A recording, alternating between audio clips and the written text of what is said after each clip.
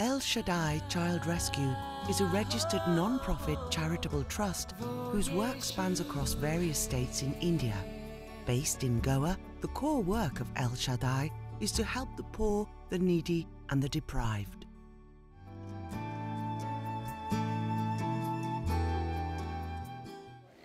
Well, I've been a doctor for about 35 years, and my main specialty actually is public health, which is actually looking at improving the health of communities and populations. We know that, for example, in a city like Mumbai, about 7 out of 10 people in that great city are living in slums. And by slums, we don't actually mean people who are living in nice houses and maybe they don't have sufficient income. These are people who are living in shacks made out of tin and cardboard, no fresh drinking water, no proper toilet facilities. This is the name of the slum is Malwani slum.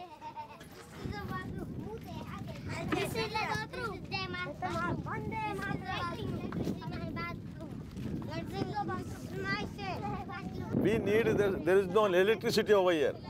And second thing, there is no water. But improving the health here of Indians is actually improving safety of water for drinking purposes.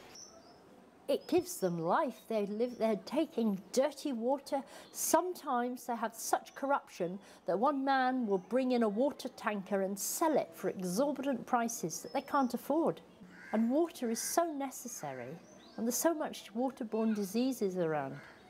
In Australia and in the UK, we don't see things like polio and all the big killers, but in India it is still a major issue. So it's actually providing funding for immunization programs over here. And I know that El Shaddai are engaged in a mobile medical clinic that goes out to slums and provides some of the basic medical facilities. Okay, then they have some kind of problem. So we thought it was polio, a kind of a disease. So when we checked it out and all, they said it is not polio, but it is some kind of a deficiency. Okay, during pregnancy, that particular mother had some deficiency. That's why these type of children are born. They are born together. I mean, they are twins, but the elder one, she walks crookedly, but she walks. Okay. But he just pulls himself. Yeah. This is the way he moves. He cannot hear. He had some kind of a fever or something, and suddenly he lost his ear and he cannot speak. Doctor said he has to go some kind of operation, under some operation.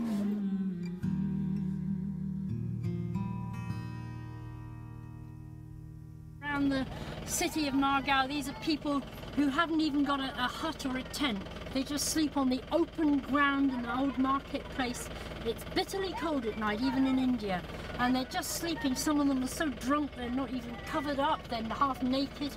And this is what you see night after night everywhere in this area on the outskirts of Margao. Some are very high on solvents, some are very high on drugs and the white correction fluid that we call Tipex in England. And there's children here curled up with drunks. It's just a horrible sight. And there's babies, there's a baby there on the ground. And we just don't know what we can do to help. There's just so many of them. Just so many. We just don't know how to help them. We've just done a feeding program and helped a load in another slum. But that other slum at least had tents. These have absolutely nothing over them. They're right. There's people there with not a shirt on their back, huddled together, some just naked with nobody. We want to help them stay in their community, not migrate into Goa and the big cities like Mumbai and Delhi and all these.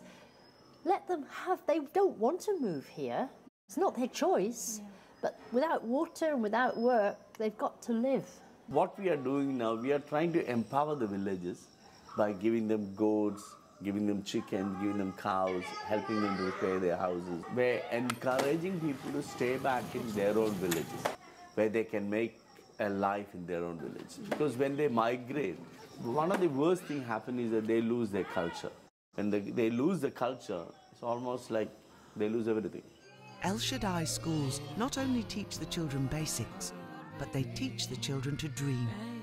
Learning English and learning to read and write would be impossible for these children without these schools. Sometimes the only meal they have is at school, but El Shaddai urgently needs funds to keep these schools running and to continue to open new shelters and schools in more areas.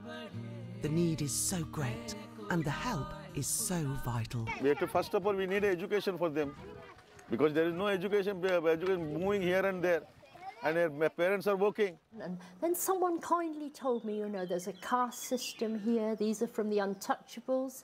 If you're born as an untouchable, you know, you don't have a birth certificate, the government don't recognize that you exist. You can't go to school, you know, you can't go and see a doctor, you can't go to a dentist or anything like this. There's nothing guaranteed except your death. And I couldn't believe this. I said, well, where are their parents? They said, well, sometimes they don't have parents because they're made to get married very young. The month a girl has her first period, she is forced into a child marriage in this caste. And then the babies come along, and if a girl child is born, if there's no money for a dowry, they kill that baby at birth. I couldn't believe this. And I said, well, what else happens? And they said, well, when she's about 19 or 20, you know, she's gone off with this wretched husband she's been made to marry, who's usually drinks and rapes her and beats the children. She doesn't want to be with him anymore. Suddenly she's mentally aware that she can live with her children on her own, and she doesn't want him, so she takes them. Then she will meet someone that she loves, and he offers her a future. And she wants to marry him. But in this caste, no new partner would take other people's children. So she will go off with him, and the children will wake up beside the road one day, and Mummy's gone. And these are the children that we rescue.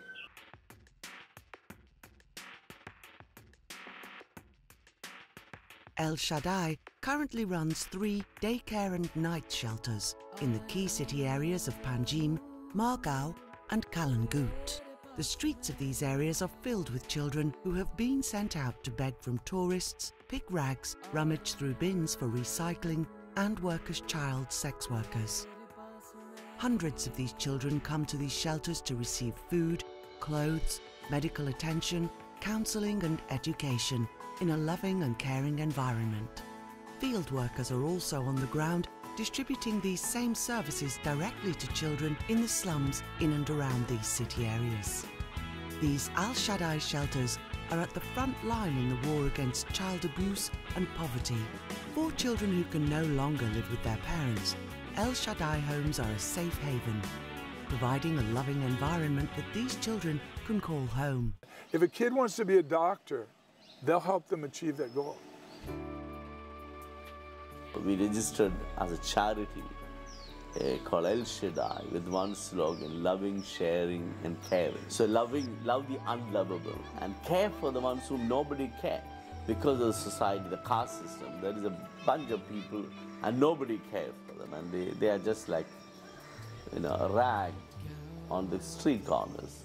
And say like a city like Bombay, more than 70% of the people live in the slums.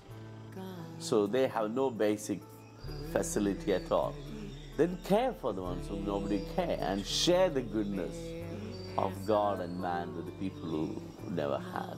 So that's the whole purpose of El Shaddai, is to make a change in people's life and help them and give them an opportunity for life.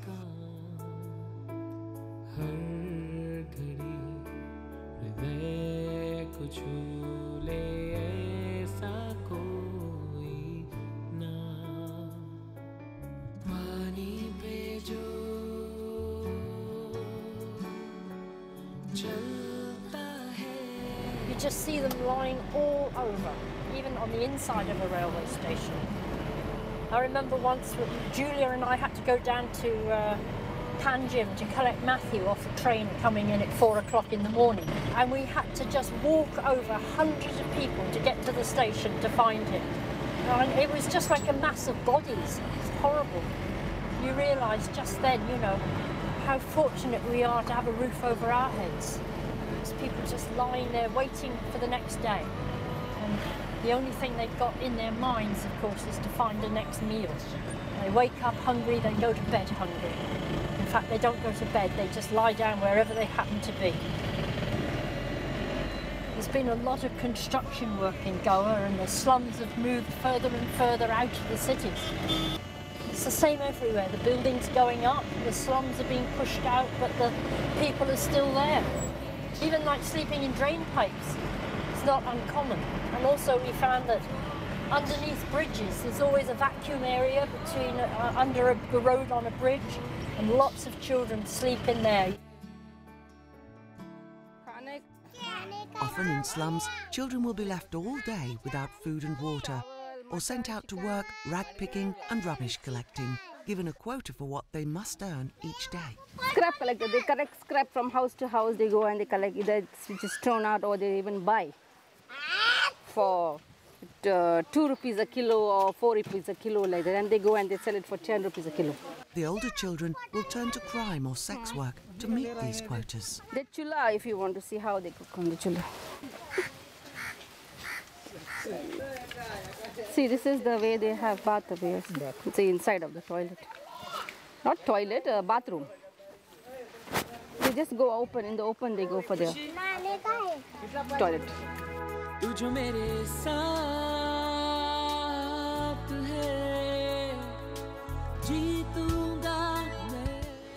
Well, I mean, when you come to India, every one of your senses are assaulted. What you see, what you smell, what you experience. I don't think anybody, once they go to the slum, can come back out the same way.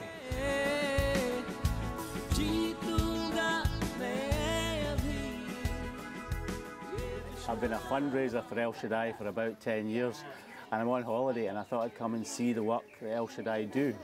Your money goes a long, long, long way, and there's an immense amount of smiles for an immense amount of children. Oh, it goes a long way here, yes. It doesn't go as far as it used to. Things have got a lot more expensive. And you won't regret giving here. A well actually costs, at the moment, up to £1,000, depending on how deep you want to dig it. And to sponsor a child, that costs us at the moment, to take a child off the road to the end, right the way through university, costs £25 a month now. I've worked with missions organizations in 45 or 50 nations, and very few compare to the integrity, the honesty, the transparency of El Shaddai. You come back going, we need to do something to help. Now, when I share this in Canada, people will go, well, we can't help them all. Oh, understandably. How about we start with one? How about you start with one? And let's help that one. And then we'll help this one, and then the next one.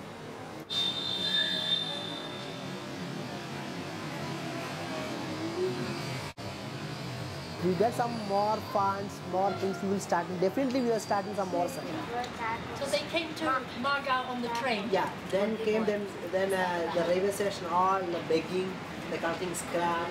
So then they get on the train and go somewhere else? Yeah, somewhere else, yeah. So these are true railway children? Yeah, sure. He fell down a drain. He fell down the train. He fell down the train. The hospital? Yeah, he was in hospital. And government provided that leg? Yeah, hospital they provided, yeah. Yeah, because that's a government leg, it's not the best quality. He was the same? Yeah. He came like that? Yeah, he came like that in here. Look how clean he is now. Yeah, now this boy we have provided the night care.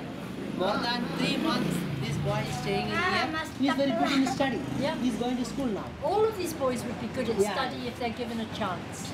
Sure. They just need a chance. So, you know, like that more than 100 children. In the night time they're coming here, we will feeding the children in here. More than 100 like this? Yeah, more than 100 children. Every night? Yeah. Just a chance in life. That's what the children need. Just a chance. For the price of a meal at a restaurant, you can save a child from a life of begging, rag picking, and worse still, crime and prostitution. With no food, no home and no family, there is no hope for these children. Without this regular monthly support, El Shaddai is unable to take on new children or continue their ground level work in villages, slums and on the streets. Please help to give these children a chance in life. Give them hope and a future. Every day I just thank God for giving me the strength that I need. I think that's important. I focus all my work on one thing, teaching people to dream for themselves.